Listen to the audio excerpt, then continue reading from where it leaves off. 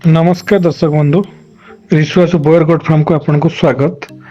तो आपण मैंने ये वीडियो रे आमे आपको देखा चाहूँ आम गोटे स्प्रे कर छेली मान स्प्रेटा कि माने स्प्रेटा आम ये कर जो वर्षा दिन जेहेतु वर्षा हो तो छेली मान गोटे माने बाहर मशा माछी कि जो टिंक हबार संभावना थाए मशा तो बहुत हूँ जानते वर्षा दिन माछी भी बहुत बसती।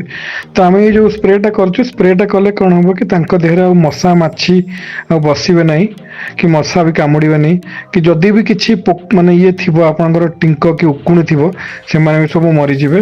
तो ये स्प्रेटा आम आज प्रथम थर कर प्रति सप्ताह को थे आम स्प्रेटा करूँ देखा रिजल्ट कौन।